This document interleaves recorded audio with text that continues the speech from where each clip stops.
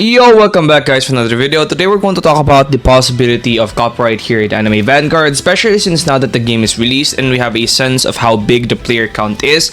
We are going to talk about the possibility of a copyright hitting and taking down Anime Vanguards in the very near future. We're going to take a look at the previous times when it happened to other games, and I'm going to give you some proof and some possibilities on why it might happen. Yeah, but if you guys enjoyed this video, then please don't forget to like and subscribe. We're gonna talk about copyrights and stuff in today's video, but this is again not meant to hate on Anime Vanguards. I love Anime Vanguards. I love all the games that I cover. This is mainly just to cover and give some information to people, and also maybe shed some light on the possibility of copyright in Anime Vanguard. So without further ado, let's start. So guys, today what we're gonna talk about is all about copyright. And first and foremost, I think the most obvious reason why we're possibly going to get copyrighted is because of the units and just how similar they look to the anime counterparts. First example we have right here is Speedwagon, and he's literally like a one-to-one copy of Speedwagon from the anime, yeah, right? And we're also gonna have right here my girlfriend's Sasuke unit right here. You guys can see, like, it's almost like a one-to-one copy of the Sasuke from Naruto, right? There's like almost zero difference from the Sasuke that this Sasuke and the Sasuke from Naruto. So it's almost like a one-to-one copy. So that's really the basis of this copyright scenario that's gonna happen to Anime Vanguards. But first, before I proceed with this video, I'm gonna give you guys some example of games that got copyrighted as well. Now, I think the most famous example that most people are going to be aware of is going to be AnimeDefenders. They got copyrighted by the IP holders, GameFam, because they were essentially a competition, right? People pay for these IPs, by the way. So let me just explain to you guys what IPs. So IP is basically short for intellectual property. So to make the long story short, what that simply means is that the characters or the units that are in this game, Anime Vanguards, or in AnimeDefenders, they are intellectual properties of the respective animes or the respective studios that own them. So for example, My Hero Academia, the IP holders for My Hero Academia was GameFam, I believe. I think they bought or paid for the IP to use My Hero Academia, to use My Hero Academia officially, and that's why they had the rights to take down basically AnimeDefenders. Now, this is not the only time this has happened. This has also happened in the past before with other games that aren't even a tower defense game. I think a very good example, there are two very good examples, one of them being Pokemon Brick Bronze. Now, this game is still trying to get brought back by some of its fans, but it keeps getting taken down. Like, Pokemon Brick Bronze is a game that just wants to come back to the community, but it can't come back because, I mean, it's not, Roblox is not allowing Pokemon Brick Bronze to basically come back, even though its fans are, still want to constantly play it, because there are copies of Pokemon Brick Bronze out there that just keeps getting re-uploaded into Roblox, and it just keeps getting taken down as well. And yeah, that's basically how Pokemon Brick Bronze right now is working. And another big example that I think most people are going to be aware of is going to be Shinobi Life. Now, this is where I'm gonna kind of focus on as well, because Shinobi Life 2 is actually a game that kind of got close to the numbers that Anime Vanguards is seeing right now. So Shinobi Life 2 at the time was the biggest anime game ever. So it released around 2020. I think around October 2020 was when I started playing it. So when I started playing Shinobi Life, it was still called Shinobi Life 2. But after about a couple of months into release of Shinobi Life 2, it basically got copyright strike and it had to get taken down, right? So here's a video of Rel Games 3 years ago of Shinobi Life 2, and also basically talking about what they can do, right? So they're talking about what they can do here. So this happened around November 2020. So this was basically when I think this was the peak of Shinobi Life 2.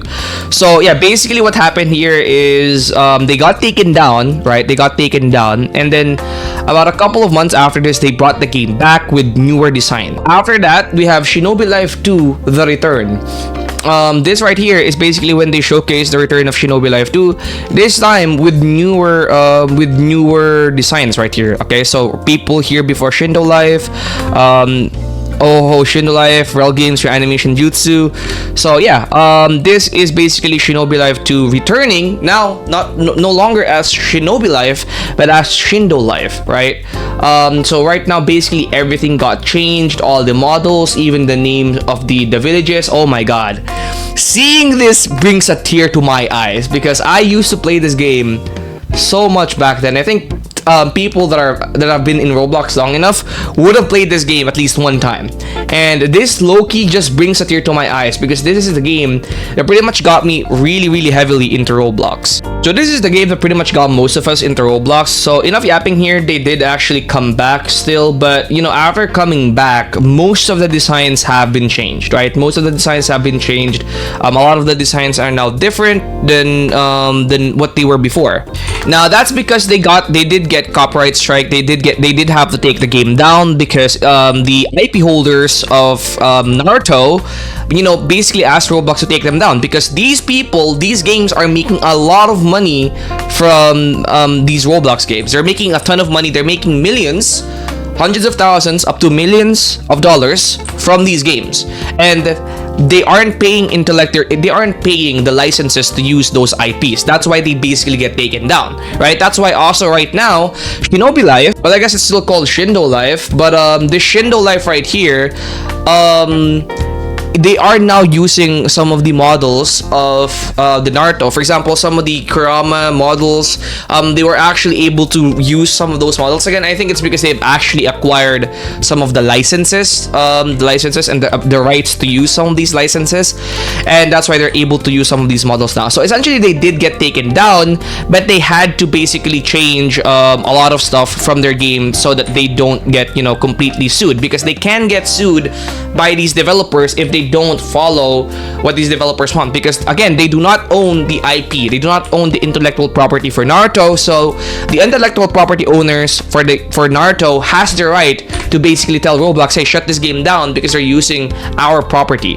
Okay, so another example of this, I think, is AnimeDefenders, right? AnimeDefenders is the second biggest, okay, it was the biggest tower defense game before Anime Vanguards. Right now, it's the second biggest tower defense game right after Anime Vanguards. A few weeks after the release of AnimeDefenders, they actually had to change the models of some of the units. By the way, credits to Toadboy Gaming here. I'm using some of his footage here, but as you guys can see right here, the models of some of the characters were actually so much more similar to their anime counterparts before, right? King of Curses, even Garp kind of looks like Garp before. Most of these anime characters kind of look like their characters before during the anime, but as time, you know, progressed in AnimeDefenders, the models slowly changed to become more and more different from their anime counterparts. And this is because as AnimeDefenders got bigger, they had to basically protect themselves from copyright, right? Now the problem here is AnimeDefenders or Anime Vanguards doesn't have those things. Like AnimeDefenders, they were careful, they didn't want to get copyrighted. Anime Vanguards, a bigger game than AnimeDefenders, doesn't have those safety measures, right? The models are literally copies from the anime, right?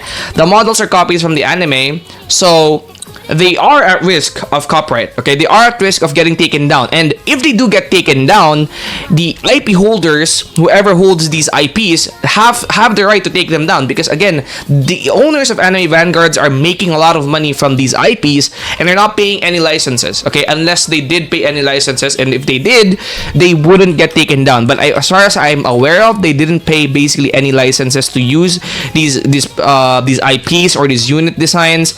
And with that being said,